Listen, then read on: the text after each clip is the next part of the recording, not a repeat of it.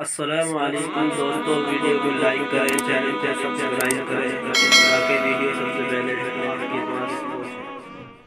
الحمد للہ رب العالمین والعاقبۃ للمتقین والصلاة والسلام علی سید الانبیاء والمرسلین وعلى آلہ واصحابہ الطیبین الطاہرین، اما بعد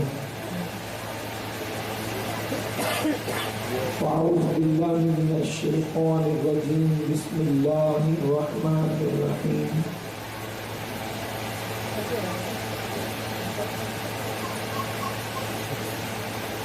یا ایھا الذین آمنوا انما الخمر والمیسر والانصاب والازلام رجس من عمل الشیطان فاجتنبوه لعلکم تفلحون۔ صدق اللہ العظیم۔ غوث اعظم بمن بے سر و ساما مدد، قبلہ دین مدد، کعبہ ایمان مدد، بگیرداب بلا افتاد کشتی، ضعیفان شکستہ رات کشتی، بحق خواجہ عثمان ہارون، مدد کن یا معین الدین چشتی، مدد کن یا معین الدین چشتی، مدد کن یا معین الدین چشتی۔ منبر پر رونق افروز حضرات علماء ذوی الاحترام، حاضرین محفل، پردہ نشین ماؤں اور بہنوں، السلام علیکم ورحمۃ اللہ وبرکاتہ۔ آئیے ہم اور آپ مل کر انتہائی عقیدت و محبت کے ساتھ اپنے اور ساری کائنات کی مرکز عقیدت، انیس بے کساں چارہ ساز درد منداں، ہم غریبوں کے غم گسار مصطفیٰ جان رحمت جناب احمد مجتبی محمد مصطفیٰ ارواحنا فدا صلی اللہ تعالی علیہ وسلم کی بارگاہ بے کس پناہ میں جس طریقے سے میں پڑھا ہوں آپ بھی میرے ساتھ مل کر بلند آواز سے پڑھیں۔ الصلاة والسلام علیک یا رسول اللہ، الصلاة والسلام علیک یا نبی اللہ، الصلاة والسلام علیک یا حبیب اللہ، وعلی آلک واصحابک یا نور اللہ، صلی اللہ تعالی علیہ وسلم۔ یہ شہادت گہے الفت میں قدم رکھنا ہے، یہ شہادت گہے الفت میں قدم رکھنا ہے۔ لوگ آسان سمجھتے ہیں مسلمان ہونا، بہت آسان ہے کافر کا مسلمان ہونا، بہت آسان ہے کافر کا مسلمان ہونا، بہت مشکل ہے مسلمان کا مسلمان ہونا۔ میرے پیارے آقا صلی اللہ تعالی علیہ وسلم کے پیارے دیوان ہو، قرآن مقدس کی جس آیہ کریمہ کی تلاوت کرنے کا میں نے شرف حاصل کیا ہے، اللہ تبارک و تعالی اس کے متعلق مجھے حق کہنے اور آپ تمامی حضرات کو حق سن کر اس پر عمل کرنے اور اسے عام کرنے کی توفیق عطا فرمائے۔ اسلام اللہ کا وہ مقدس دین ہے، مذہب ہے اسلام کی خصوصیت یہ ہے کہ اسلام زندگی کے ہر شعبے پر مکمل طور پر رہنمائی کرتا ہے۔ دنیا کے اندر مذہب کے اعتبار سے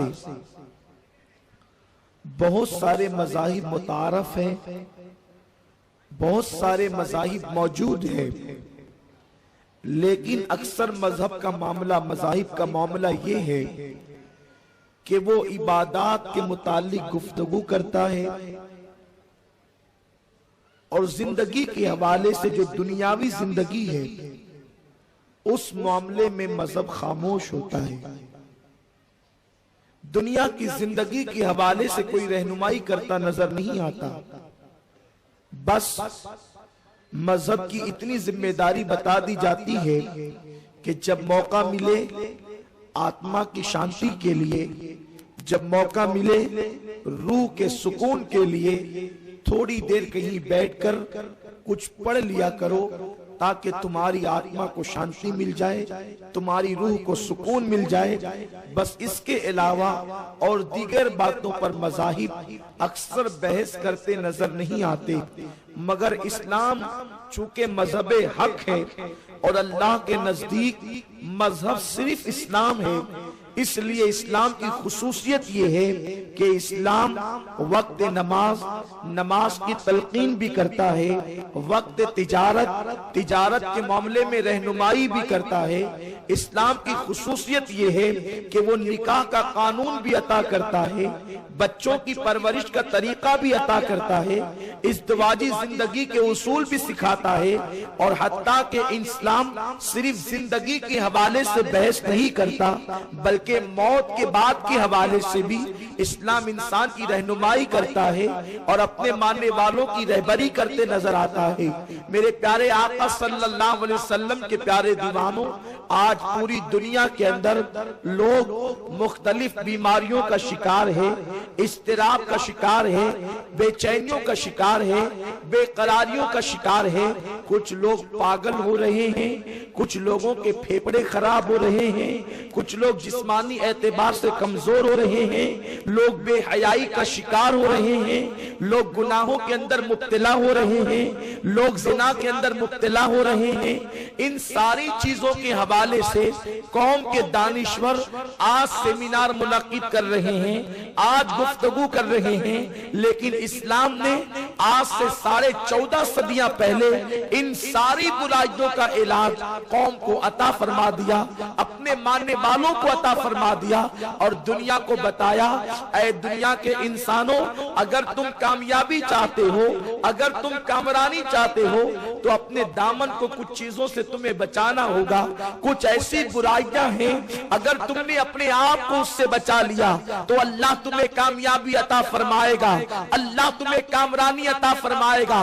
میرے پیارے آقا صلی اللہ علیہ وسلم کے پیارے دیوانوں، دنیا کے اندر کچھ چیزیں ایسی ہیں جو انسان کھائے تو اس کو فائدہ ملتا ہے، انسان پیے تو اس کو فائدہ ملتا ہے، اور کچھ چیزیں ایسی ہیں اگر انسان اس کو کھا لے تو اس سے نقصان ہوتا ہے، انسان اس کو پی لے تو اس سے نقصان ہوتا ہے۔ اس لیے اللہ رب العزت نے کھانے پینے کے اعتبار سے بھی قانون عطا فرمایا، وہی چیزیں حلال کر دی گئی جس کے کھانے سے فائدہ تھا، وہ چیزیں حلال کر دی گئی جس کے پینے سے فائدہ تھا، اور ان چیزوں کو حرام قرار دے دیا گیا جس کے کھانے اور پینے سے نقصان تھا۔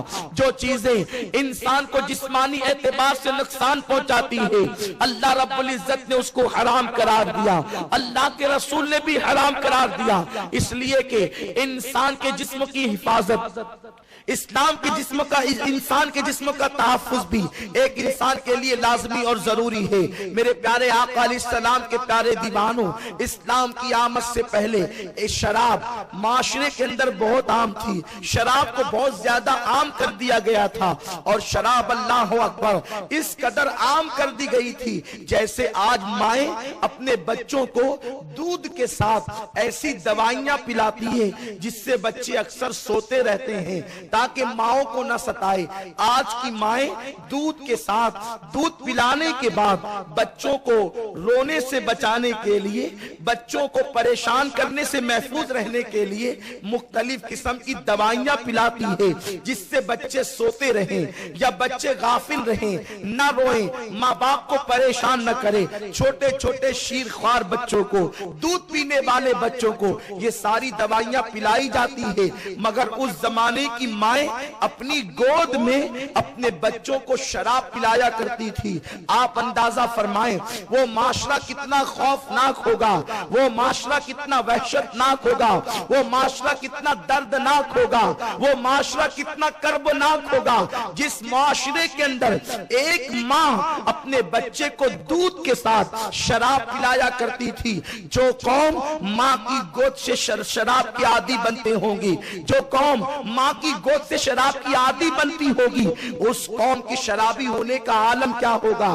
آج تو جگہ جگہ پر لوگ سیمینار کر رہے ہیں، لوگ اپنے اپنے خیالات کا اظہار کر رہے ہیں، ٹی وی پر اس کی مذمت کی جا رہی ہے۔ لیکن میں آپ کو بتاؤں اسلام نے شراب کی جس انداز سے مذمت کی ہے اور جس طرح اس کو نفرت کی نگاہ سے دیکھنے کا حکم دیا ہے، کسی بھی مذہب کے اندر اس طرح سے شراب کی مذمت موجود نہیں۔ اللہ کے پیارے حبیب مصطفیٰ کریم رؤوف الرحیم صلی اللہ علیہ وسلم فرماتے ہیں شراب ام الخبائث ہے، شراب ساری برائیوں کی جڑ ہے، شراب تمام برائیوں کی ماں ہے۔ میرے پیارے آقا علیہ السلام کے پیارے دیوانوں، ایک انسان شراب پیتا ہے تو اس کے اندر نفسانی خواہشات پر عمل کرنے کا جذبہ پیدا ہوتا ہے۔ ایک انسان شراب پیتا ہے اس کے ہوش و حواس قائم نہیں رہتے۔ ایک انسان شراب پیتا ہے وہ بے حیا ہو جاتا ہے، وہ بے غیرت ہو جاتا ہے۔ شراب پینے والا اپنی رقم کو، اپنے مال کو ضائع کرتا ہے، اس طرح وہ غربت کی چکی میں پسنے لگتا ہے۔ شراب پینے والے کو اگر شراب نہ ملے تو وہ اپنی ساری زندگی کا اثاثہ شراب کی ایک بوتل پر قربان کرنے کے لیے تیار ہو جاتا ہے۔ اس لیے اللہ کے پیارے حبیب مصطفیٰ کریم رؤوف الرحیم صلی اللہ علیہ وسلم نے شراب کی مذمت فرمائی۔ ماں کی گود میں شراب کی عادیوں کے دل میں میرے آقا نے شراب سے نفرت پیدا فرما دی۔ جانتے ہیں آپ اللہ کے پیارے حبیب مصطفیٰ کریم رؤوف الرحیم صلی اللہ علیہ وسلم ارشاد فرماتے ہیں جس نے جان بوجھ کر کے، یعنی شراب کو وہ جانتا ہے کہ یہ شراب ہے اور شراب کو جان بوجھ کر کے کسی نے ایک گھونٹ شراب کا پیا ہوگا اور اس کے بعد توبہ کرنے سے پہلے وہ مر گیا ہوگا، یعنی اس نے ایک گھونٹ صرف شراب کا پیا اور توبہ کرنے سے پہلے یعنی توبہ کا موقع نہ ملا، توبہ نہ کر سکا اور وہ مر گیا۔ اللہ کے پیارے حبیب مصطفیٰ کریم رؤوف الرحیم صلی اللہ علیہ وسلم ارشاد فرماتے ہیں جب وہ مرے گا تو اس کی قبر میں اس کے چہرے کو یا تو سور کی طرح کیا جائے گا یا تو بندر کی طرح کیا جائے گا، اور جب وہ قیامت کے دن اٹھے گا اسی حالت میں اٹھے گا۔ اللہ کے پیارے حبیب مصطفیٰ کریم رؤوف الرحیم صلی اللہ علیہ وسلم فرماتے ہیں جب وہ قیامت کے دن اٹھے گا، کون؟ جس نے صرف ایک گھونٹ زندگی میں شراب کا پیا اور توبہ نہیں کی تو اس پر پیاس کی اتنی شدت مسلط کی جائے گی، اس کو ایسا پیاسا کیا جائے گا کہ پیاس کی شدت کی وجہ سے اس کی زبان اس کے سینے پر لٹک رہی ہوگی اور وہ پانی پانی پکارے گا، وہ پانی پانی چلائے گا۔ اللہ کے پیارے حبیب غیب دا نبی صلی اللہ علیہ وسلم ارشاد فرماتے ہیں جب وہ پانی چلائے گا، پانی پانی کا نعرہ لگائے گا تو اس وقت اس ایک گھونٹ پینے والے شرابی کو، یعنی جس نے زندگی میں صرف ایک گھونٹ پیا ہوگا، اس کو پانی کے بدلے میں جہنمیوں کا کھولتا ہوا پیپ اور جہنمی بچھوؤں کا زہر اس کو پینے کے لیے دیا جائے گا۔ حجت الاسلام امام غزالی رحمت اللہ تعالی علیہ اس حدیث مبارکہ کو بیان کرتے ہوئے فرماتے ہیں کہ جب اس کو جہنمی بچھوؤں کا زہر اور جہنمیوں کا کھولتا ہوا پیپ پینے کے لیے دیا جائے گا تو چونکہ وہ پیاس کی شدت سے بے چین ہوگا، پیاس کی شدت سے بے تاب ہوگا، پیاس کی شدت سے بے قرار ہوگا تو وہ جلدی سے اپنے منہ کے قریب کرے گا اور اس کو پینے کی کوشش کرے گا تو جیسے ہی وہ جہنمیوں کا کھولتا ہوا پیپ اور جہنمی بچھوؤں کا زہر اپنے منہ کے قریب کرے گا، اللہ کے رسول فرماتے ہیں جہنمی بچھوؤں کے زہر کی وجہ سے اس کے چہرے کا گوشت جھڑ جھڑ کر کے گرے گا۔ وہ زہر اتنا خطرناک ہوگا کہ اس کے چہرے کا گوشت جو ہے اس کے چہرے سے جھڑ جھڑ کر کے گرے گا۔ وہ رو کر کے کہے گا ہائے مجھے تو پیاس لگی ہے، ہائے مجھے تو پیاس نے بے تاب کر دیا ہے، مجھے تو پیاس نے بے چین کر دیا ہے، اور پیاس کے بدلے میں مجھے پانی کی بجائے یہ کیا دیا جاتا ہے؟ اس وقت فرشتے اس سے کہیں گے نادان، کیا تو نے دنیا کے اندر شراب کا ایک گھونٹ نہیں پیا تھا؟ یہ اسی کا بدلہ ہے۔ مجھے بتاؤ جب شراب کا ایک گھونٹ پینے پر یہ سزا ہوگی تو اللہ اکبر، جو روزانہ اس وقت تک بستر پر نہیں جاتے، جو شراب کی بوتلیں منہ کے اندر نہیں ڈال لیتے، بوتل بھر بھر کے شراب نہیں پی لیتے، نشے کے اندر چور نہیں ہو جاتے، اس وقت تک لوگ بستر پر نہیں جاتے، لوگ یہ سمجھتے ہیں اگر شراب پی کر بستر پر جائیں گے تو چین کی نیند آئے گی، اسی لیے تو لوگ شراب پیتے ہیں۔ لوگ شراب اس لیے پیتے ہیں اگر فلاں قسم کی شراب پیئیں گے تو چہرے کا حسن بڑھے گا، چہرہ خوبصورت لگے گا، چہرے کا رنگ گلابی ہو جائے گا۔ اس طرح سے بہت زیادہ اشتہارات آتے ہیں ٹی وی پر اور پتہ نہیں کس کس انداز سے نوجوانوں کو ورگلایا جاتا ہے اگر اس قسم کی شراب پیو تو اس سے جسم موٹا ہوتا ہے، فربا ہوتا ہے، چہرہ خوبصورت ہوتا ہے، چہرے کا رنگ گلابی ہوتا ہے۔ نادانوں سن لو، کیا تم نہیں جانتے جب کسی جانور کو ذبح کرنا ہوتا ہے تو پہلے اسے خوب کھلایا جاتا ہے، اسے خوب پلایا جاتا ہے۔ وہ بیچارہ جانور سمجھتا ہے کتنی مجھ پہ شفقت کی جا رہی ہے کہ مجھے کھلایا بھی جا رہا ہے، مجھے پلایا بھی جا رہا ہے، مگر وہ نہیں جانتا اس تھوڑی دیر کی غذا کے بعد ہمیشہ کے لیے میری گردن پہ چھری چل جائے گی۔ اسی طرح سے اگر کوئی شراب پی کر کے اپنے چہرے کو یہ سمجھتا ہے کہ خوبصورت بن جائے گا، ترو تازہ نظر آئے گا، چند لمحوں کی خوبصورتی کے لیے انسان چند بوتلیں شراب کی اپنے حلق کے نیچے اتارتا ہے اور چند دن ایک مصنوعی چہرے کی رنگت اگرچہ گلابی ہو بھی جائے تو ہو جائے، مگر اس کے بعد ہمیشہ کے لیے چہرہ، وہ جو چہرہ پہلے گلاب کی طرح تھا، وہ مرجھاتا ہوا نظر آتا ہے۔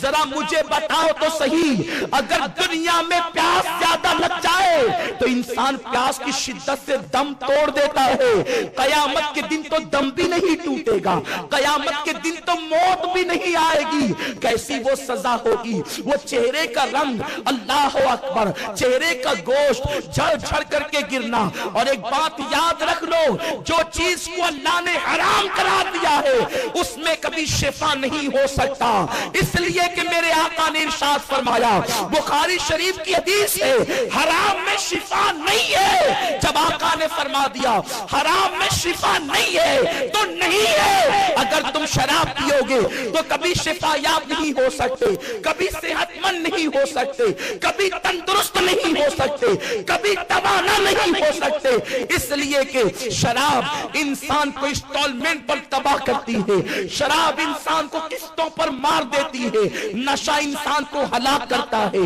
نشہ انسان کو تباہ کرتا ہے۔ میرے پیارے آقا علیہ السلام کے پیارے دیوانوں، اگر کسی کی سوچ یہ ہو کہ میں شراب پیوں گا تو چین کی نیند آئے گی، یاد رکھنا اگر چند گھنٹے بے ہوش ہو بھی گئے، اگر چند گھنٹے مدہوش ہو بھی گئے تو نشہ اترنے کے بعد پھر ٹینشن ڈبل ہو جائے گا، بے قراریاں ڈبل ہو جائے گی، بے چینیاں ڈبل ہو جائے گی۔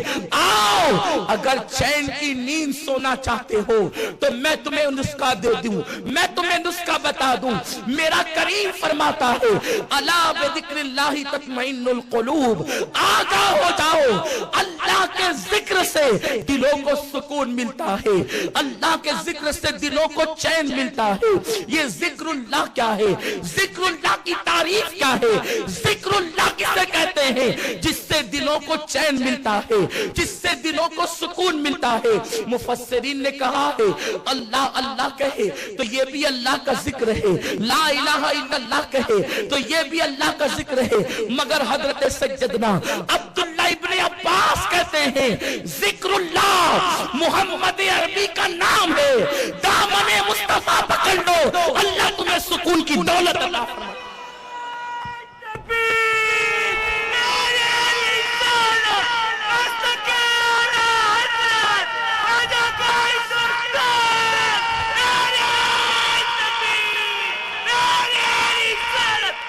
جیسے میرے آقا کا نام محمد ہے، احمد ہے، حامد ہے، محمود ہے، اسی طرح میرے نبی کا نام ذکر اللہ بھی ہے۔ اگر دلوں کا سکون چاہتے ہو تو قدم ناز مصطفیٰ میں آ جاؤ، دامن مصطفیٰ کو تھام لو، دلوں کو سکون مل جائے گا، دلوں کو اطمینان مل جائے گا۔ اور دلوں کو اطمینان ان کے ذریعے سے کیوں نہ ملے؟ اس لیے کہ میرے آقا ہی تو ٹوٹے ہوئے دلوں کا سہارا ہے۔ اسی لیے بریلی کے تاجدار سیدنا امام احمد رضا خان علیہ رحمت و رضوان جب بھی دل بے قرار ہوتا، جب بھی غم سے نڈھال ہوتے تو کہتے ہیں یا رسول اللہ غم ہو گئے بے شمار آقا، غم ہو گئے بے شمار آقا، بندہ تیرے نثار آقا، بندہ تیرے نثار آقا۔ اور بڑے مزے میں فرماتے ہیں ان کے نثار کوئی کیسے ہی رنج میں ہو، ان کے نثار کوئی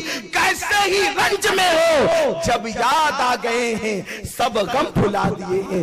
وہ جب یاد آتے ہیں انسان غموں کو بھول جاتا ہے۔ تو میرے پیارے آقا علیہ السلام کے پیارے دیوانوں کسی کے بہکاوے میں نہ آئیں۔ اگر ہم ہندوستان کی حکومت کو مشورہ دیتے ہیں، حکومت ہند کو مشورہ دیتے ہیں، اگر حکومت ہند کے دل میں اس ہندوستان کے رہنے والوں کے لیے ذرا سی بھی محبت ہے تو اس طرح کی محفل کر کے صرف کام نہیں چلے گا۔ وہ اشتہارات جو ٹی وی پر آتے ہیں شراب کے حوالے سے اس کو بند کرایا جائے، فلموں کے اندر ہیرو اسٹائل میں شراب پیتے ہیں اس پر پابندی لگائی جائے، اور اسی کے ساتھ ساتھ شراب کی دکانوں کو بند کرایا جائے۔ اس لیے کہ شراب کی کو لائسنس کون دیتا ہے؟ شراب کی دکانوں کو لائسنس کون دیتا ہے؟ جب تک شراب کی لائسنس کو دکانوں کو لائسنس نہیں ملے گا تو پھر وہ کس طریقے سے شراب فروخت کریں گے؟ شراب بیچی جا رہی ہے۔ ملک کی ترقی شراب بیچنے میں نہیں ہے، ملک کی ترقی شراب پر پابندی لگانے میں ہے۔ اس لیے کہ ہم اپنے ملک ہندوستان سے محبت کرتے ہیں، ہم اس کی ترقی چاہتے ہیں، ہم اس کا عروج چاہتے ہیں۔ اس لیے کہ یہ ہندوستان کسی کا ہو نہ ہو، یہ ہندوستان سرکار غریب نواز کا ہندوستان ہے۔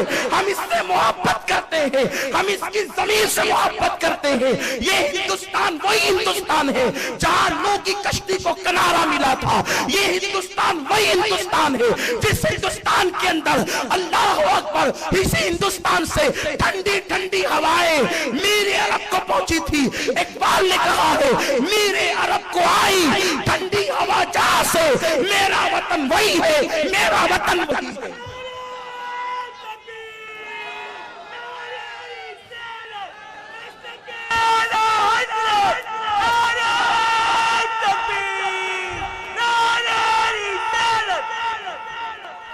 ملک کی ترقی شراب پر پابندی سے ہوگی، اس لیے کہ وہ لوگ جو شراب پی کر 6 گھنٹہ بے ہوش پڑے رہتے ہیں، اگر وہ 6 گھنٹہ بے ہوش پڑے رہنے کی بجائے وہ 6 گھنٹہ تعلیم کے میدان میں دیں گے یا 6 گھنٹہ تجارت کے میدان میں دیں گے تو بتاؤ اگر ملک کا ایک فرد ترقی کرے گا تو اس سے ملک کو بھی ترقی ملے گی۔ اس طرح ہمارا ہندوستان ہر معاملے میں آگے بڑھ سکتا ہے۔ میرے پیارے آقا علیہ السلام کے پیارے دیوانوں اور مذہب نے تو کس طریقے سے پابندیاں عائد کی ہے اور خاص طور پر مذہب اسلام نے کیسی پابندی عائد کی ہے۔ میرے آقا مصطفیٰ کریم رؤوف الرحیم صلی اللہ علیہ وسلم ارشاد فرماتے ہیں، آقا کریم کا فرمان ہے، حضرت عبداللہ ابن مسعود رضی اللہ تعالیٰ عنہ راوی ہے، عبداللہ ابن مسعود کہتے ہیں اللہ کے پیارے حبیب مصطفیٰ جان رحمت صلی اللہ علیہ وسلم نے مجھ سے فرمایا، اے عبداللہ ابن مسعود، میری امت کے کچھ لوگ ایسے ہوں گے جب ان کو قبر میں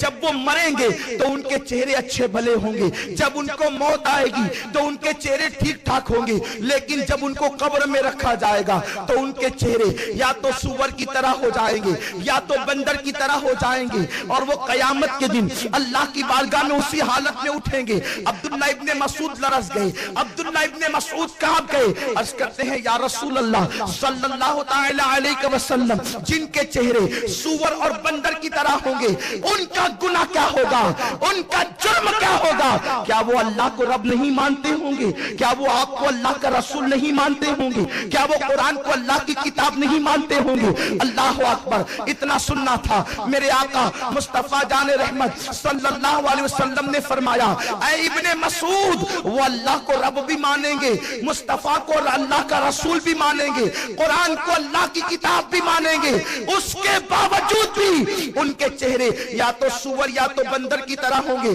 اللہ اکبر! ابن مسعود نے کہا جب وہ اللہ کو بھی مانیں گے، رسول کو بھی مانیں گے، قرآن کو بھی مانیں گے، پھر ان کے چہرے سور بندر کی طرح کیوں ہوں گے؟ آقا فرماتے ہیں اس کی دو وجہ ہوگی، دو وجہ کی بنیاد پر ان کے چہرے بدلے جائیں گے۔ آقا فرماتے ہیں ایک تو یہ کہ وہ شراب کا نام بدل کر پیئیں گے، شراب کا نام تبدیل کر کے پیئیں گے، اور میوزک کثرت کے ساتھ سنیں گے۔ ان دو چیزوں کی وجہ سے ان کے چہرے بدل دیے جائیں گے۔ اب میں آپ سے پوچھنا چاہتا ہوں، آپ کہتے ہیں یا کچھ لوگ کہتے ہیں، آزاد خیال لوگ کہتے ہیں، مولانا 14.5 صدیاں پہلے وہ شراب نہیں تھی جو آج کے دور میں موجود ہے۔ میں آپ سے پوچھتا ہوں، اگر کسی نے پیشاب کا نام شربت رکھ دیا ہو تو بتاؤ کیا وہ پیشاب کی اصلیت بدل جائے گی؟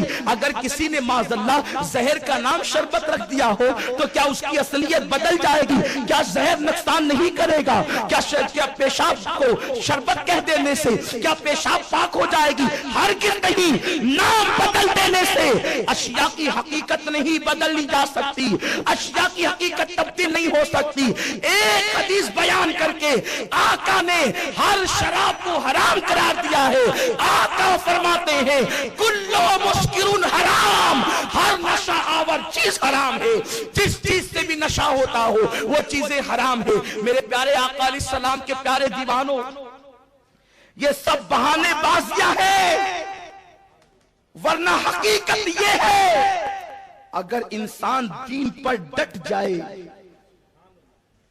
تو دنیا کی کوئی طاقت اس کو نقصان نہیں پہنچا سکتی۔ ہمارے بزرگوں کی احتیاط کا یہ عالم تھا کہ جن دواؤں کے اندر الکوہل ملی ہوتی وہ اس سے بھی پرہیز کرتے۔ حالانکہ میں فتویٰ نہیں دے رہا ہوں، وہ ان کی احتیاط تھی، ورنہ حکم وہی ہے جو موجودہ مفتیان کرام نے فتویٰ دے دیا۔ مگر ہمارے بزرگوں کی احتیاط تھی کہ وہ الکوہل والی دوا کا استعمال سے بھی پرہیز کرتے تھے۔ ایک مرتبہ میں ادے پور کے سفر پر گیا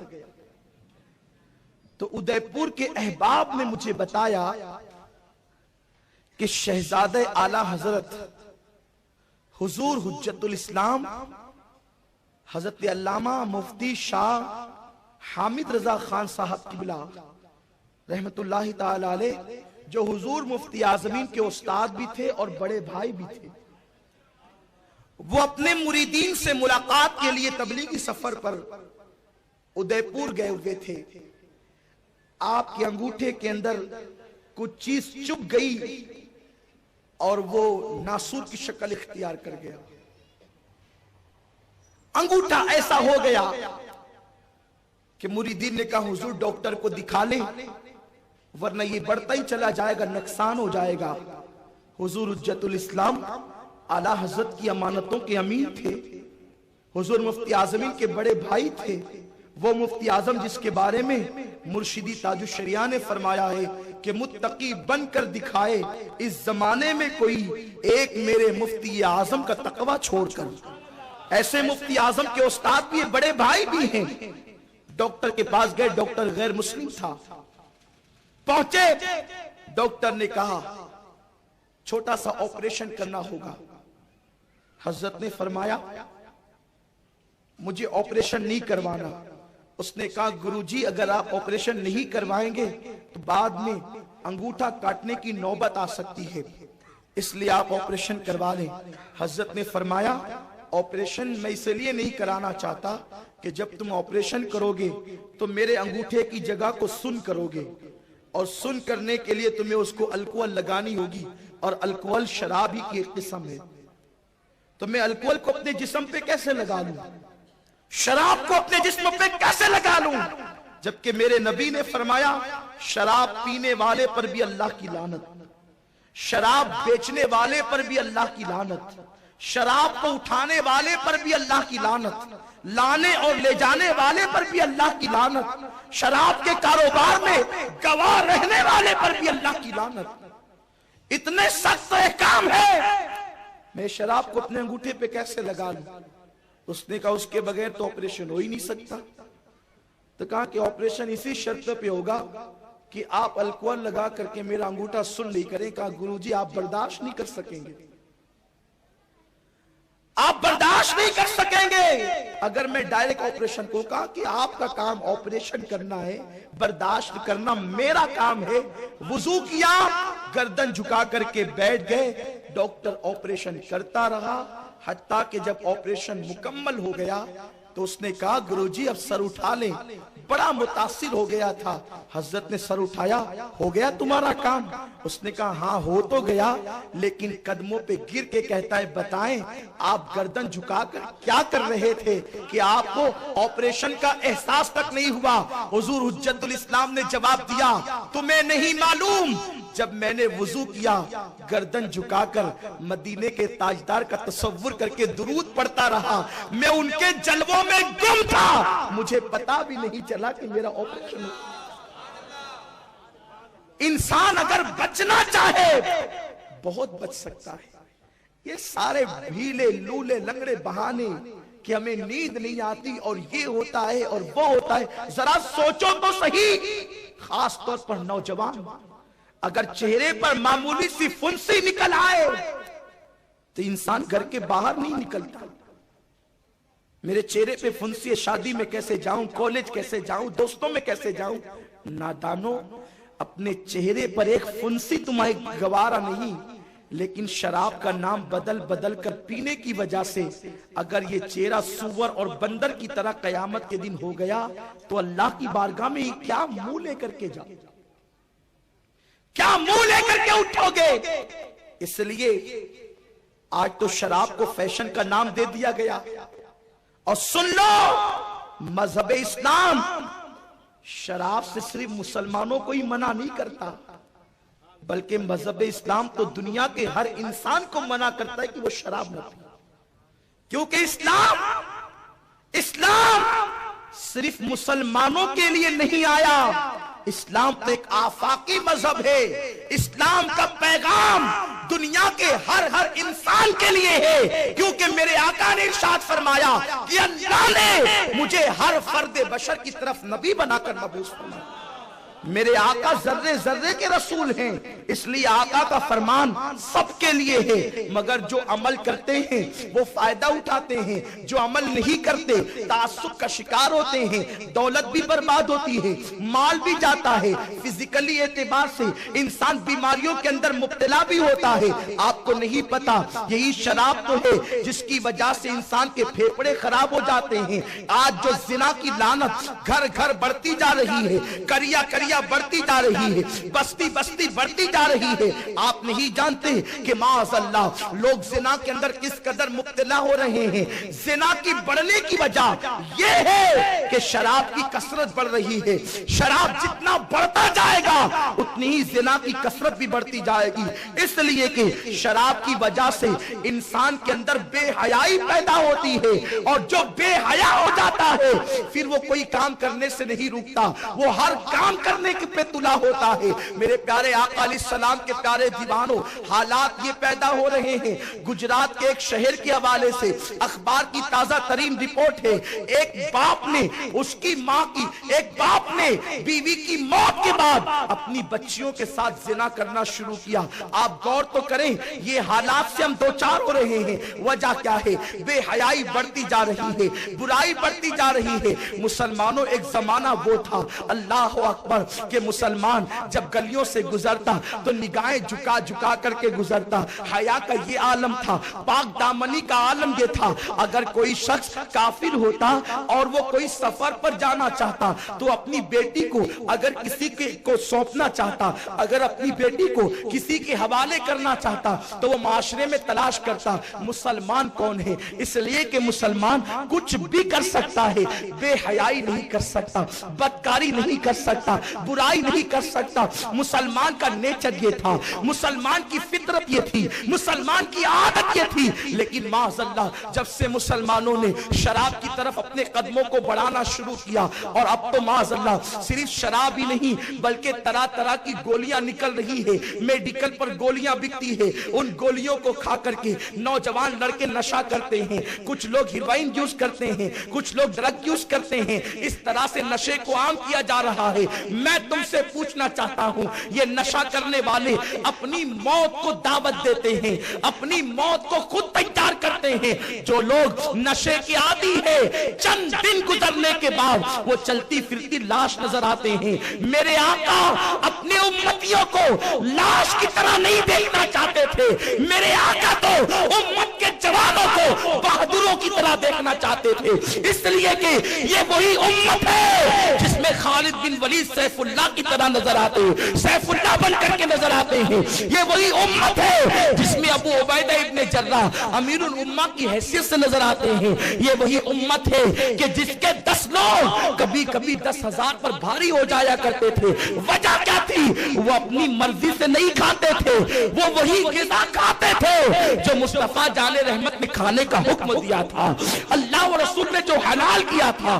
جب سے ہمارا حال یہ ہوا، جو آتا جائے کھاتے جاؤ۔ اب طرح طرح کی بیماریاں جنم لے رہی ہیں۔ ارے بیماری پیدا ہونے کے بعد اس کو روکنا یہ کون سی عقل مندی ہے؟ اسلام وہ مذہب ہے جس نے بیماری پیدا ہونے کے بعد روکنے کا طریقہ نہیں دیا صرف، بلکہ ایسے طریقے عطا کیے کہ اس سے بیماری ہی نہ ہو۔ جب بیماری ہی نہیں ہوگی تو پھر اس کے لیے دوا کی تکلیف کیوں، اس کے لیے دوا کی مصیبت کیوں، اس کے لیے پرہیز کی تکلیف کیوں؟ میرے پیارے آقا صلی اللہ تعالی علیہ وسلم کے پیارے دیوانوں، اور اسلام میں شراب پینے والوں کی سخت سزا متعین کی گئی، اسلام میں شراب پینے والوں کو سخت سزا دی گئی۔ اگر کہیں پر اسلامی حکومت ہو، حالانکہ ہندوستان میں یہ قانون نافذ نہیں ہوتا، لیکن میں بتانے کے لیے کہہ رہا ہوں کہ اسلام میں یہ ہے، اگر ثابت ہو جائے کہ کسی نے شراب پی ہے تو اس کو کوڑے لگائے جائیں گے۔ آپ اندازہ فرمائیں، اور وہ بھی کوڑے 1-2 نہیں بلکہ کوڑے 80 کوڑے لگانے کا حکم دیا گیا ہے۔ آپ غور تو فرمائیں میرے پیارے آقا صلی اللہ علیہ وسلم کے پیارے دیوانوں، یہ کیفیت ہے، یہ سزا ہے تاکہ لوگ ڈر کے مارے اس گناہ کی طرف نہ جائے، اس برائی کی طرف نہ جائے۔ اور اسلام نے شراب بیچنے کو حرام قرار دے دیا، اور اللہ کی لعنت بتا دی گئی کہ اس پہ اللہ کی لعنت برسے گی۔ شراب کشید کرنے والا یعنی جو بنائے اس پہ بھی لعنت، جو بیچے اس پر بھی لعنت، جو لائے اس پر بھی لعنت، جو لے جائے اس پہ بھی لعنت، اس طرح سے۔ اور لعنت کیا ہے؟ لعنت کا مطلب یہ ہے کہ جس پر ایک مرتبہ اللہ کی لعنت پڑ گئی وہ ہمیشہ کے لیے اللہ کی رحمت سے دور کر دیا گیا۔ آپ ذرا غور تو فرمائیں، اتنی سخت سزا کیوں؟ اور جو شخص شراب کا دھندا کرے، کاروبار کرے، اس کے گھر دعوت میں جانے کی بھی اجازت نہیں۔ اگر وہ کوئی تحفہ دے تو اس کے تحفے کو قبول کرنے سے بھی منع کیا گیا۔ یہ ساری چیزیں کیوں اسلام نے رائج کی؟ تاکہ لوگوں کے دلوں میں شراب کی نفرت پیدا ہو جائے۔ میرے آقا علیہ السلام ارشاد فرماتے ہیں، جو ایک گھونٹ شراب کا پیتا ہے اللہ 40 دن تک نہ اس کی نماز قبول کرتا ہے نہ اس کی دعا قبول کرتا ہے. 40 دن تک اس کی نماز قبول نہیں ہوتی, اس کی دعا قبول نہیں ہوتی. جب لوگوں نے تحقیق کی تو پتا چلا کہ اگر انسان کوئی چیز کھائے پیے تو اس کا اثر انسان کے پیٹ میں 40 دن تک رہتا ہے. 40 دن تک اس کے اثرات رہتے. تو پتا چلا کہ اگر کسی نے شراب پی معاذ اللہ تو 40 دن تک نہ نماز قبول ہو نہ دعا قبول ہو. اب میں آپ سے پوچھنا چاہتا ہوں, وہ قوم جو دنیا کو شراب سے روکنے کے لیے آئی تھی, اگر وہی قوم شراب کے پیچھے جائے, وہی قوم شراب کے نشے میں ڈوبی رہے, تو پھر دنیا کو شراب سے کون روکے گا؟ خواب خواب ہوتے ہیں, لیکن شراب وہ بدترین جرم ہے. اگر کوئی خواب میں بھی شراب پینے پلانے کا معاملہ کرے تو بھی اس پر اللہ کی ناراضگی نازل ہوتی ہے. بڑی مشہور روایت ہے, ام المومنین ماں عائشہ صدیقہ رضی اللہ تعالی عنہ کی ایک کنیز تھی. جب وہ رات کو سوئی تو اچھی بھلی تھی, جب صبح اٹھی تو اس کے دونوں ہاتھ فالج زدہ ہو گئے. کوئی کام نہیں کرتے تھے اس کے دونوں ہاتھ. ام المومنین نے پوچھا, ارے تو سوئی تھی تو اچھی بھلی, یہ تیرے دونوں ہاتھ ناکارہ کیسے ہو گئے؟ یہ تیرے دونوں ہاتھ ناکارہ کیسے ہو گئے؟ بے کام تیرے دونوں ہاتھ کیسے ہو گئے؟ اس نے جواب دیا, ام المومنین آج رات میں نے خواب دیکھا. خواب میں نے یہ دیکھا کہ میرا باپ میرے خواب میں آیا اور میں نے اس کو خواب کی حالت میں کہا, ابا کیا میں آپ کو شراب پلاؤں؟ اس کے باپ نے کہا, ہاں مجھے شراب پلا. پھر کیا تھا؟ وہ کہتی ہے کہ میں نے سرائی سے شراب نکالی اور خواب کی حالت میں میں نے وہ شراب اپنے ابا کو دے دی. تو میں نے حالت خواب میں, نیند کی حالت میں جو شراب میں نے اپنے باپ کو دی تو میں نے دیکھا کہ اللہ کے 2 فرشتے آئے اور کہنے لگے کہ تو نے اپنے باپ کو خواب میں شراب پلائی, اور انہوں نے اپنے پر اس کے ہاتھوں پر مارے. وہ کہتی ہے کہ جب میرے ہاتھوں پر ان فرشتوں نے پر مارے تو میرے دونوں ہاتھ فالج زدہ ہو گئے, میرے دونوں ہاتھ ناکام ہو گئے, میرے دونوں ہاتھ مفلوج ہو گئے. ام المومنین ماں عائشہ صدیقہ نے اللہ کی بارگاہ میں دعا کی, مولا یہ تو خواب کا معاملہ ہے, اس کے ہاتھوں کو درست کر دے. اس کے ہاتھوں کو درست کر دیا گیا. اس کے بعد محدثین اور علماء فرماتے ہیں یہ بات ام المومنین کی کنیز کے ساتھ اس لیے پیش آئی تاکہ یہ حادثہ بھی پیش آ جائے, اس کے ہاتھ بھی پھر دعا سے اچھے ہو جائیں اور دنیا کو پتا چل جائے کہ جو شراب حالت خواب میں بھی پیے اور پلائے وہ بھی کہیں نہ کہیں کبھی نہ کبھی عذاب کا شکار ضرور ہو جاتا ہے. اب آپ مجھے بتائیں, حالانکہ خواب پر پکڑ نہیں, خواب پر شریعت کا حکم نہیں, خواب انسان کچھ بھی دیکھ سکتا ہے, خواب پر انسان کا اختیار بھی نہیں, مگر یہ بات عبرت کے لیے بتائی گئی ہے. میرے پیارے آقا صلی اللہ علیہ وسلم کے پیارے دیوانوں, جب تک مسلمانوں کے حالات یہ تھے کہ مسلمان کبھی شراب کو ہاتھ نہیں لگاتا تھا, کبھی مسلمان شراب کے قریب نہ جاتا تھا, اس وقت کی کیفیت یہ تھی. یہی ہندوستان تھا, اس ہندوستان کی سرزمین پر کم و بیش 1000 سال تک کے مسلمان حکومت کرتے ہوئے نظر آتے تھے. کبھی دنیا کو لال قلعہ دیتے تھے, کبھی دنیا کو تاج محل عطا کرتے تھے. جب سے قوم مسلم کے یہ حالات بن گئے کہ جوان نشے میں دھت رہنے لگے اور لوگ نشے کے قریب جانے لگے, اس وقت سے حالات یہ پیدا ہو گئے. معاش بھی تباہ ہو رہا ہے، معیشت بھی تباہ ہو رہی ہے، کاروبار بھی تباہ ہو رہا ہے۔ میرے پیارے آقا علیہ السلام کے پیارے دیوانوں، شراب اتنا ہی نقصان نہیں پہنچاتا، آپ جانتے ہیں کہ جو باپ شراب پیتا ہے اور شراب پینے کے بعد وہ اپنی بیوی کے قریب جاتا ہے اور اس سے جو بچہ قرار پاتا ہے، اس بچے میں بھی شراب کے اثرات ہوتے ہیں، وہ بچہ ماں باپ کا نافرمان بھی ہوتا ہے اور مذہب کا باغی بھی ہوتا ہے۔ آج پوری دنیا کے اندر جو مذہب کے خلاف بغاوت کی لہر دوڑ رہی ہے، مذہب کے خلاف مذہب بیزاری کا ایک معذلہ جنون لوگوں کو پیدا ہو گیا ہے، وجہ کیا ہے؟ ماں باپ شراب پی رہے ہیں اور شراب کے بعد اس حالت میں جو بچے قرار پاتے ہیں، وہ مذہب سے بیزار نہ ہوں گے تو کیا ہوں گے؟ وہ مذہب سے دور نہ ہوں گے تو کیا ہوں گے؟ مسلمانوں، ہماری ذمہ داری ہے، ہمارا مذہب ہمیں تعلیم دیتا ہے، شراب کا بائیکاٹ کیا جائے، شراب کے قطرے سے بھی نفرت کی جائے۔ ہماری محفل میں کسی محفل میں شراب نہیں ہونا چاہیے، نہ شادی کے موقع پر، نہ خوشی کے موقع پر، نہ غم کے موقع پر، نہ پارٹیوں کے اندر کہیں شراب نہ ہو۔ جہاں شراب ہو مسلمان وہاں سے دور ہو جائے۔ جانتے ہیں آپ اللہ کے پیارے حبیب مصطفیٰ کریم رؤوف الرحیم صلی اللہ علیہ وسلم فرماتے ہیں، جب میری امت کے اندر شراب لوگ کثرت سے پیئیں گے، شراب کثرت سے عام ہوگا، اس وقت میری امت پر مصیبتیں اور بلائیں ایسے ٹوٹ ٹوٹ کر برسے گی جیسے کالی گھٹاؤں کی وجہ سے بارش برستی۔ بارش کے قطروں کو کیا تم شمار کر سکتے ہو؟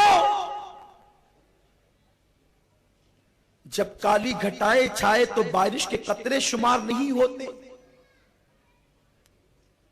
تو شراب جب کثرت سے پی جائے گی تو بلائیں امت پر ایسے آئے گی جیسے کالے بادل کے چھانے کے بعد بارش برستی۔ وہ کون سی تکلیف ہے، وہ کون سی مصیبت ہے جس میں امت کی اکثریت گرفتار نہیں؟ میرے پیارے آقا صلی اللہ علیہ وسلم کے پیارے دیوانوں، سنی دعوت اسلامی اہل سنت و جماعت کی عالمگیر تحریک ہے جس نے لوگوں کے اعمال کی بھی اصلاح کرنی ہے اور عقیدے کی بھی اصلاح کرنی ہے۔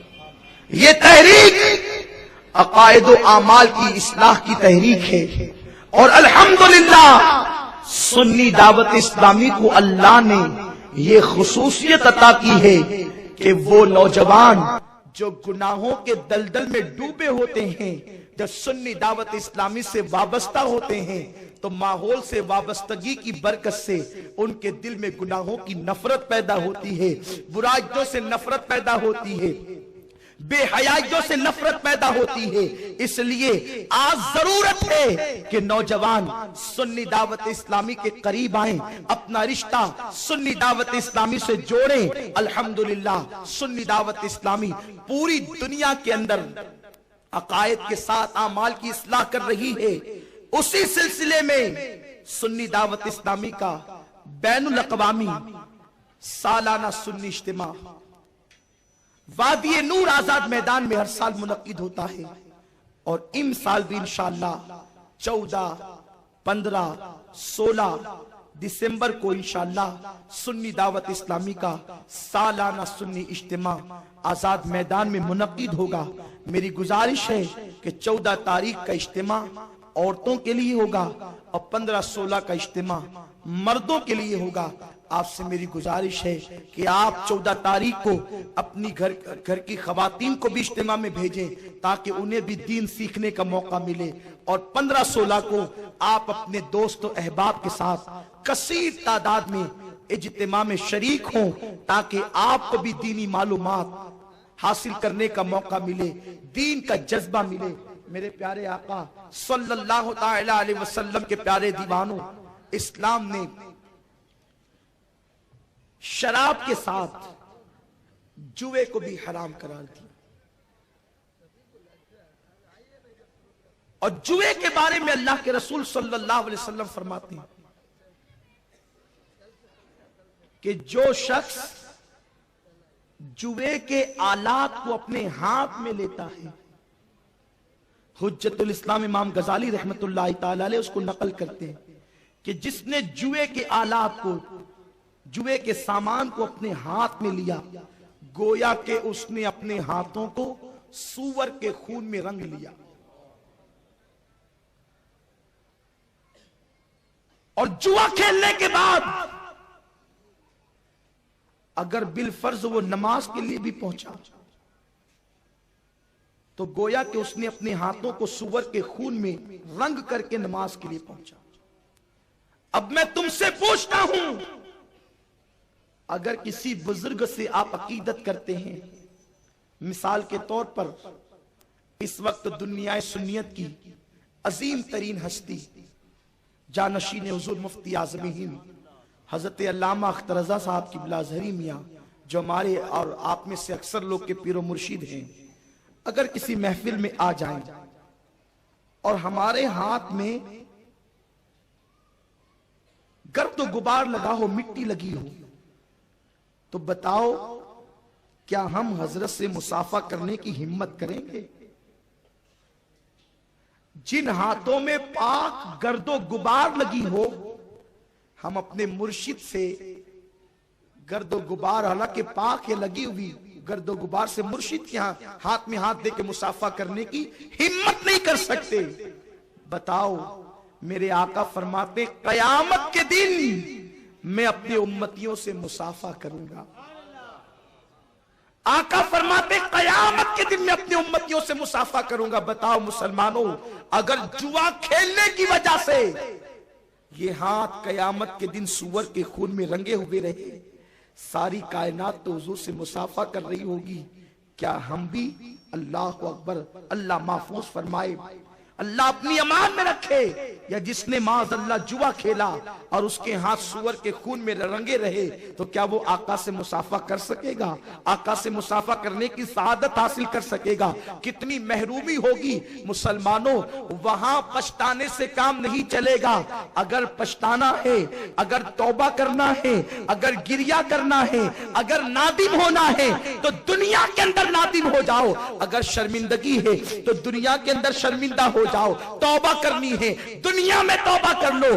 امام المتکلمین مولانا نقی علی خان رحمت اللہ تعالی علیہ، جو اعلیٰ حضرت رضی اللہ تعالی عنہ کے والد بزرگوار ہیں، وہ ارشاد فرماتے ہیں اگر تم نے آخرت میں روتے روتے خون سے دریا بھی بھر دیا اور اس وقت تم نے اللہ سے عرض کیا مولا دنیا میں جانے دے تاکہ ہم توبہ کر لیں، اپنے گناہوں سے رجوع ہو جائے، اس وقت تم روتے روتے اپنی آنکھوں سے خون کے دریا کو بھر دو گے، آنسوؤں سے خون کے دریا کو بھر دو گے، اس کے بعد بھی تمہیں دنیا میں آنے کا موقع نہ ملے گا. اللہ نے موقع یہاں دیا ہے، یہاں ہوش کے ناخن لو، وقت کو قیمتی جانو، وقت کو قیمتی سمجھو اور اس کے مطابق تیاری کرو آخرت کی. اس لیے کہ مسلمانوں، دنیا کے اندر دوست کام آنے کی بات کرتے ہیں، ماں باپ کام آنے کی بات کرتے ہیں. اللہ رب العزت ارشاد فرماتا ہے الاخلاء یومئذ بعضهم لبعض عدو، کہ قیامت کے دن جتنے تمہارے دوست ہوں گے وہ سب کے سب تمہارے دشمن بن جائیں گے.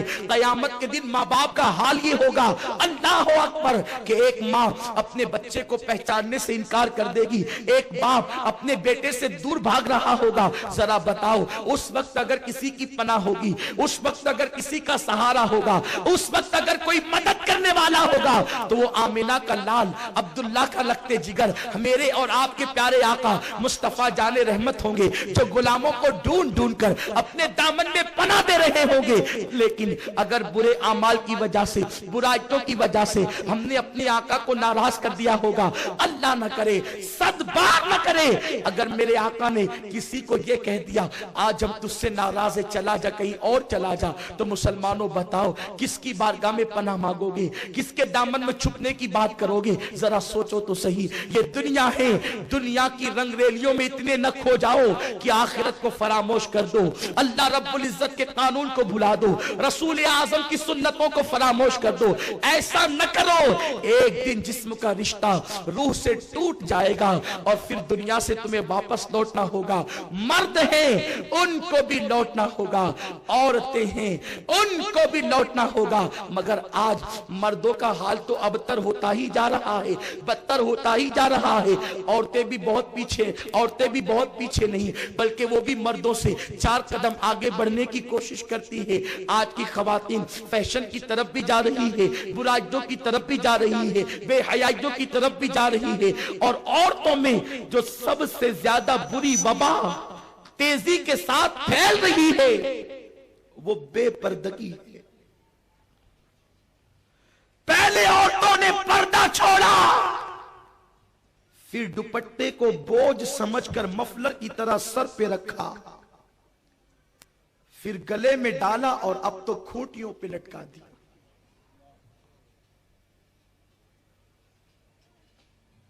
لوگ کہتے ہیں ہمارے گھر میں برکت نہیں، برکت کیسے ہوگی؟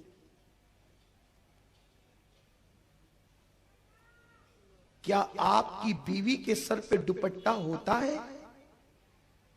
آپ کی ماں کے سر پہ دوپٹہ ہوتا ہے؟ آپ کی بہن کے سر پہ دوپٹہ ہوتا ہے؟ تفسیر روح البیان شریف میں علامہ اسماعیل حقی رحمت اللہ تعالی علیہ فرماتے ہیں جب عورت اپنے سر سے دوپٹہ ہٹا لیتی ہے تو اللہ کی رحمت کے فرشتے دور چلے جاتے ہیں۔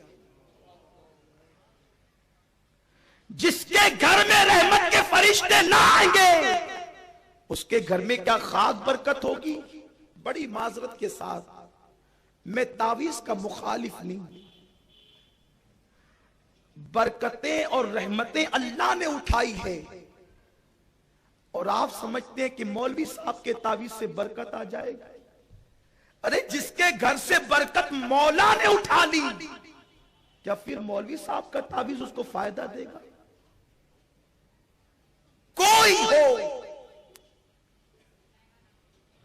جہاں رحمت کے فرشتے نہیں وہاں اللہ کی رحمتوں کا نزول نہیں ہوتا۔ آپ کو پتا ہے علامہ اسماعیل حقی رحمت اللہ علیہ فرماتے ہیں جب ابراہیم علیہ السلام کو آگ میں ڈالنے کا منصوبہ بنا، واقعے کی طرف نہیں جاتا لیکن ایک اشارہ کرتا ہوں تاکہ آپ کو سمجھ میں آ جائے، بہت بڑا علاوہ تیار کیا گیا، اور جب بہت بڑا علاوہ تیار ہو گیا تب لوگوں نے سوچا کہ آگ میں ڈالیں کیسے؟ اس لیے کہ آگ کی تپش تو بہت دور تک کے لگتی ہے، جو ڈالنے جائے گا وہی جل جائے گا، تو منجنیق بنائی گئی۔ منجنیق سمجھتے ہیں نا؟ گوپن، پہلے جنگ کے موقع پر وہ استعمال ہوتی تھی، بڑے بڑے قلعوں کو کی دیواروں کو توڑنے کے لیے اس کو استعمال کیا جاتا تھا۔ ہوتا یہ تھا کہ ایک لمبا پائپ ہوتا تھا، اس کے 2 چکے ہوتے تھے، اور ایک ربر کی طرح ایک رسی ہوتی تھی، وہ رسی کھینچی جاتی اور چھوڑی جاتی تو وہ اس طرح چھٹتی تو پتھر کو لگتی، اور پتھر کو جب لگتی تو وہ دور تک کے جاتا اور اس طرح وہ قلعوں کی دیوار کو توڑ دیتا۔ تو منجنیق ابراہیم علیہ السلام کو آگ میں ڈالنے کے لیے سب سے پہلی مرتبہ تیار کی گئی، شیطان کے ڈائریکشن پر، اس کے بتانے پر۔ تو حضرت ابراہیم علیہ السلام کو منجنیق کے سرے پر بٹھا دیا گیا، اور کافروں نے رسی کھینچنا شروع کی تاکہ چھوڑیں گے تو ابراہیم کو لگے گی جا کر وہ آگ میں چلے جائیں۔ فرشتے رونے لگے، اے اللہ یہی تو تیرا ایک بندہ ہے جو تیرا نام لیتا ہے زمین پہ، یہ بھی آگ میں جا رہا ہے، مولا ہمیں اجازت دے، ہم اس کی مدد کرنا چاہتے ہیں۔ اللہ نے فرمایا وہ تمہاری مدد تو لے گا نہیں، لیکن تم جانا چاہتے ہو تو میں اجازت دیتا۔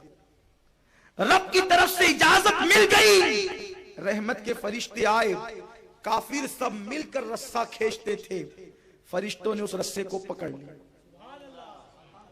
اب وہ پوری طاقت لگاتے ہیں مگر رسہ کھینچتا نہیں، رسہ کھینچے گا نہیں تو چھوٹے گا نہیں، چھوٹے گا نہیں تو ابراہیم علیہ السلام آگ میں جائیں گے۔ وہ پریشان ہو گئے کہ ہمارا یہ منصوبہ بھی فیل ہو گیا، ناکام ہو گیا۔ تو شیطان ایک بوڑھے کی شکل میں آیا، اور جب بوڑھے کی شکل میں آیا تو کہنے لگا کیا دشواری ہے؟ تو اس نے لوگوں نے کہا کہ یہ رسہ ہم سے کھینچتا نہیں، حالانکہ کل تک تو کھینچ رہا تھا، آج نہیں کھینچتا۔ تو اس نے کہا یہ کھینچتا نہیں، میں ایک تمہیں طریقہ بتاتا ہوں، 8-10 عورتوں کو بلاؤ، اور جب وہ عورتیں آ جائیں تو ان سے کہو کہ وہ اپنے سر کو ننگا کر لے، یعنی سر سے دوپٹہ ہٹا لے۔ اس کا مطلب اس زمانے کی کافر عورتیں بھی اپنے سر پہ دوپٹہ رکھتی تھی۔ مسلمان عورتوں کو کیا ہو گیا کہ وہ اب دوپٹے کو دور کر چکی ہیں۔ کتنے افسوس کی بات ہے۔ تو شیطان نے کہا 10 عورتوں کو بلاؤ اور ان کو کہو کہ دوپٹہ سر سے ہٹا دے۔ جب عورتیں آئی اور انہوں نے دوپٹہ سر سے ہٹایا تو جو رحمت کے فرشتے رسہ پکڑے ہوئے تھے وہ سب دور چلے گئے۔ جب وہ دور گئے تو رسہ کھنچ گیا، رسہ کھنچ گیا۔ ابراہیم علیہ السلام آگ میں چلے گئے۔ کیا پتا چلا؟ جہاں اللہ کا نبی موجود ہو، اللہ کے نبی کی موجودگی کے بعد اگر وہاں رحمت کے فرشتے نبی کی وجہ سے ہو اور عورتیں سر کھول لے تو بھی رحمت کے فرشتے وہاں سے چلے جاتے ہیں۔ اور بڑی ذمہ داری سے ایک بات بھی عرض کروں، مسلمانوں، تم تو تم اور ہم تو ہم ہیں۔ اگر نبی کی بیوی بھی سر سے دوپٹہ ہٹا لے تو وہاں سے بھی رحمت کے فرشتے چلے جاتے ہیں۔ نبی کی بیوی کی بات کر رہا ہوں۔ اسی روح البیان میں نیچے یہ بات لکھی ہوئی ہے کہ آقا پر جب پہلی وحی نازل ہوئی، اقرا، تو پہلی وحی نازل ہونے کے بعد چونکہ وہ وحی غار حرا میں نازل ہوئی تھی تو آقا علیہ السلام پر کلام الہی کی ہیبت تھی۔ آقا کانپتے ہوئے آئے اور آپ نے اپنی مقدس بیوی، ہم سب کی ماں ام المومنین جناب خدیجہ سے کہا زملونی زملونی، مجھے کمبل اڑا، کمبل اڑاؤ مجھے۔ ام المومنین نے پوچھا میرے سرتاج کیا ہوا؟ آقا فرماتے میں ایسی مخلوق دیکھ رہا ہوں کہ مجھے خطرہ ہو گیا اپنی جان کا۔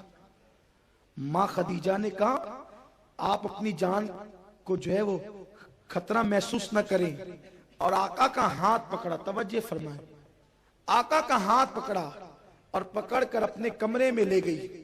فرمایا وہ مخلوق تمہیں نظر آتی ہے، اب بھی نظر آتی ہے جو تمہیں غار میں نظر آئی تھی؟ آقا نے فرمایا ہاں خدیجہ میں وہ دیکھ رہا ہوں وہ مخلوق۔ اتنے میں ماں خدیجہ نے اپنے سر سے دوپٹہ ہٹا لیا، ماں خدیجہ نے اپنے سر سے دوپٹہ ہٹا لیا۔ جب دوپٹہ ہٹایا تو پوچھا میرے سرتاج کیا اب بھی وہ مخلوق تمہیں نظر آتی ہے جو غار حرا میں دکھی تھی اور اب تک نظر آ رہی تھی؟ آقا فرماتے اللہ کی عزت کی قسم اب وہ مخلوق مجھے نظر نہیں آتی۔ پھر ماں خدیجہ نے دوپٹہ سر پہ ڈالا، اب نظر آتی ہے؟ کہاں اب نظر آتی ہے؟ فرماتی آپ کو مبارک ہو، یہ وہی رحمت کے فرشتے ہیں جو ابراہیم کے پاس آئے تھے، وہ آپ کے پاس آئے ہیں۔ اگر یہ شیطانی مخلوق ہوتی تو میرے دوپٹہ اتارنے کے بعد بھی آپ کو نظر آتی۔ جب میں نے دوپٹہ ہٹایا تو وہ رحمت کے فرشتے تھے جو چلے گئے۔ اب میں تم سے کیا کہوں؟ ارے نبی کی وہ بیوی جس کو خدا بھی عرش سے سلام بھیجتا ہے، اگر وہ سر سے دوپٹہ ہٹا لے تو ان کے گھر سے رحمت کے فرشتے چلے جاتے ہیں۔ تمہاری عورتیں، تمہاری بیٹیاں فیشن کے لیے اگر دوپٹے کھٹی پر لٹکا کر گاؤں گاؤں گھومتی رہے تو تمہارے گھر میں رحمت کے فرشتے کیسے آئیں گے؟ ہم نے اپنے ہاتھوں سے اپنے پیروں پر کڑاڑی ماری ہے۔ اگر تم چاہتے ہو کہ گھروں میں برکت ہو، اپنی بیٹیوں کو دوپٹے کا پابند بنا دو، اس لیے کہ تم بازو کی قوت سے مال تو کما سکتے ہو مگر مال میں برکت نہیں کما سکتے۔ مال اگرچہ بازو کی محنت سے مل سکتا ہے مگر برکت بازو کی محنت سے نہیں مل سکتی۔ برکت تو اللہ کی رحمت سے ملا کرتی ہے، رب کی مرضی، رب کے کرم سے ملا کرتی ہے۔ مسلمانوں، ایک ہماری بیٹیاں ہیں جو دوپٹہ اوڑھنے میں شرماتی ہے، پردہ کرنے میں شرماتی ہے۔ ایک نبی کی بیٹی سیدہ فاطمہ تھی جس کے سر کے دوپٹے کو کبھی چاند و سورج نے نہیں دیکھا تھا، جس کے سر کے دوپٹے کو کبھی چاند و سورج نے نہیں دیکھا تھا۔ اور یہ بات میں نہیں کہہ رہا ہوں، اعلیٰ حضرت جیسے مجدد اور محقق نے کہی ہے جو بغیر دلیل کبھی کوئی بات نہیں کرتے۔ فرماتے ہیں جس کا آنچل نہ دیکھا مئو مہر میں، جس کا آنچل نہ دیکھا مئو مہر نے، اس ردائے نزاہت پہ لاکھوں سلام۔ نبی کی بیٹی وہ بیٹی ہے کہ جس کے سر کے دوپٹے کو چاند و سورج نہیں دیکھتے، اور ہماری بیٹیاں کوچنگ کے نام پر، ہماری بیٹیاں کالج کے نام پر، ہماری بیٹیاں آزاد خیالی کے نام پر کبھی پارکوں میں گھوم رہی ہے، کبھی بائک پر بے پردہ گھوم رہی ہے۔ میرے آقا فرماتے ہیں وہ مرد دیوس ہے، دیوس۔ آقا فرماتے وہ مرد دیوس ہے جس کے گھر کی عورتیں بے پردہ گھومتی ہے۔ اللہ ایسے مردوں کی نہ نماز قبول کرتا ہے نہ دعائیں قبول کرتا ہے۔ میرے پیارے آقا علیہ السلام کے پیارے دیوانوں، اسلام کو سمجھو، دین کو سمجھو، بنیادی باتوں کو سمجھنے کی کوشش کرو۔ اللہ ہماری بچیوں کو سیدہ فاطمہ کی حیا کا حصہ عطا فرمائے، کنیز فاطمہ بننے کی توفیق عطا فرمائے۔ دوران بیان کوئی غلطی ہو اللہ تعالی معاف فرمائے۔ وما علینا الا البلاغ۔ السلام علیکم ورحمۃ اللہ وبرکاتہ۔